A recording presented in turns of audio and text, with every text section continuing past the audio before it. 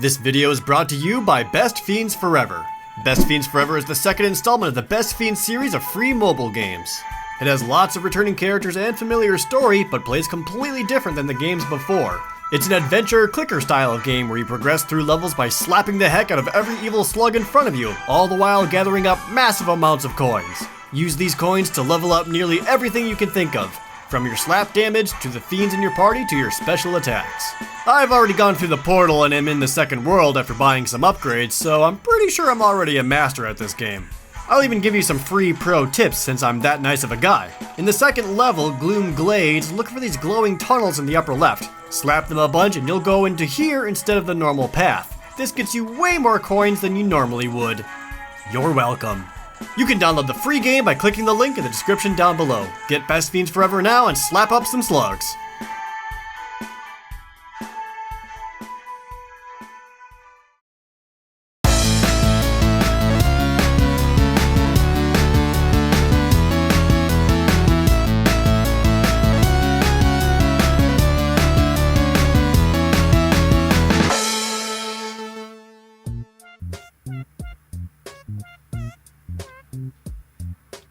I don't get scared by video games very easily.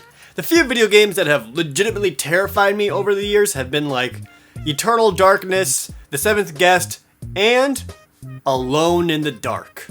I'm the f***ing universe! Not that one.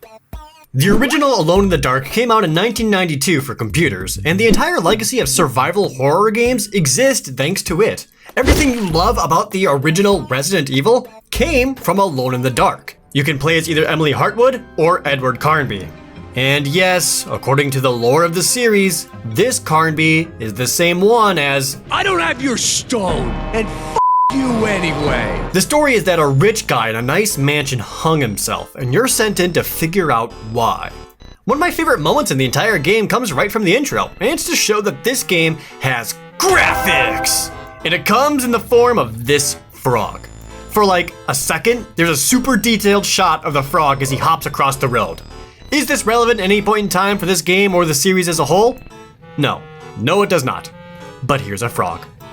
Speaking of graphics, have I mentioned how good this game looks? This mansion shot looks awesome, and this window perspective is great too. It spooked me as a kid. This thing has one monster hand and one skelly hand. This game is filled with spoops. Also, this is how Edward Carnby is presented. Gentlemanly, middle-aged, wicked mustache. And how does he look in game? Bam! Flawless. Gaze upon the face of immaculate beauty. No standard of handsomeness will ever attain this. This is the first room of the game, the attic of the mansion. As I said before, survival horror got its roots from Alone in the Dark, and this much should be obvious right away. The fixed camera angles, the pre-rendered backgrounds, the tank controls, all of it started right here. But as a survival horror, is it actually scary? I'm sure it was way back then, but I'm a grown-ass man now. I don't think this game will really be all that scary.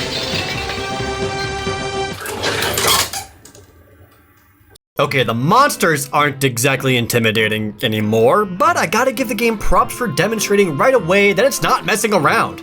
I make jokes, but this was originally one of the most terrifying parts of the game. You've barely begun playing, you're getting used to the controls, maybe exploring a little bit, and then after about 1 minute, you're in danger. This is rather brilliant, as it instantly makes you on edge for the entire rest of the time you're playing. And if you somehow manage to deal with whatever the hell this rat thing is, a zombie levitates up through the trapdoor shortly after.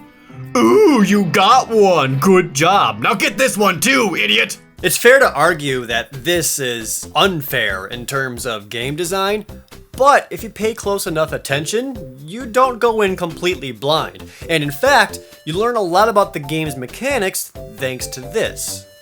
If you listen to Emily's introduction, she mentions a clue about moving the wardrobe in front of the loft window. Doing so prevents one monster from entering, and also teaches you that you can push objects in the environment. And with some quick thinking, you realize if you can push the wardrobe, you can move the trunk on top of the trap door.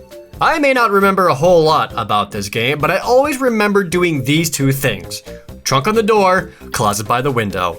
Searching this room gets you a lamp, a gun, some backstory in the form of books, and an old Indian cover? Oh boy. This is going to get dangerously close to King's Quest levels of carrying innocuous objects that are vital for puzzle solving, isn't it? The answer is yes. You'll end up carrying around all kinds of weird things to use for solving puzzles, some more cryptic than others. This is also the establishment of a key element to survival horror: inventory management. You can only carry so many items, and nothing is automatically discarded for you. If you use a key, toss it afterwards, otherwise it's filling space. Using a med kit or flask to heal up leaves you with useless empty containers that you need to lose. It also lets you act out any and all drunken stupors you wish you could do in real life. You don't know me. You don't know my problems. Shut up. There are a few times where Edward Carnby resembles myself way too much. For example, just like me, sometimes he tries to throw something and it only goes 2 inches in front of him. The entire time you're exploring the mansion, you'll be picking stuff up and essentially figuring out how to get into presently locked rooms.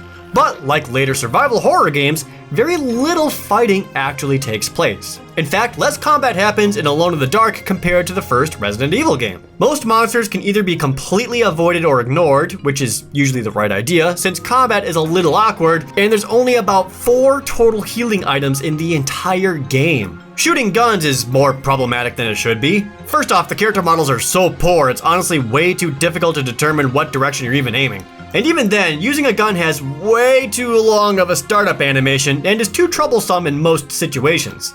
Thankfully, Edward and Emily can fist fight with the best of them. Nah, put 'em up, put 'em up. Bring it on, you Sally. Your mother was a shoe cobbler. To fight, you'll hold the space bar and use the movement keys to attack. Left and right do different punches, and up does a kick. All you really need is the kick though, since it has the most range and deals the most damage. Plus, it's fun to imagine Carnby with one swole leg that he uses to beat zombies with.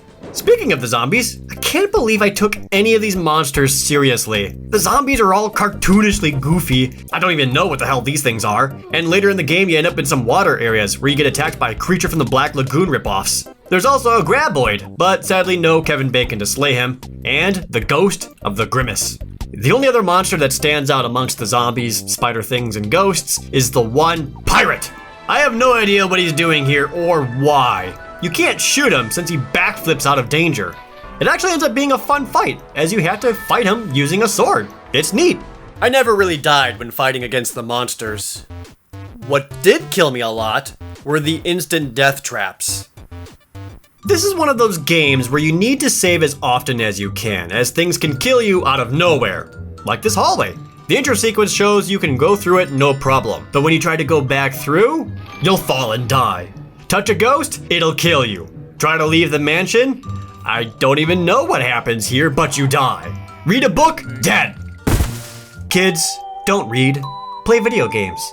Having finally played through the whole game, I was rather surprised at how short it is. It only took me about 3 hours or so, and there aren't a whole lot of different rooms of the mansion. And the actual scares are scarce. Scares. There's the monsters in the attic at the beginning. Falling down is kind of scary. There's that one part where the camera shifts and another monster jumps through the window. That's pretty spooky, right? Dying is scary. I'm serious about this. When you die, a zombie drags your dead body to the underground mansion and lays it on a sacrificial altar for the final boss. And just in case you weren't unsettled enough, you're then treated to this image. For 1992, this is outright horrific. Then again, so is this. The final boss areas are easily the most irritating. Out of nowhere, you have to do, of all things, platforming. You can suddenly jump in your actions menu. It's not as bad as it looks, but it does come out of nowhere and is obnoxious, almost as much as the sudden dark maze. There's no monsters or anything, but you do have limited lamp fuel to get through this. And even when you get to the end, you can hardly recognize that this thing is a door to open. And then the actual boss fight itself, which isn't so much a fight as it is a practice in patience. Turns out there's a 300-year-old entity who's unleashing hell in this mansion, and he became a tree somehow.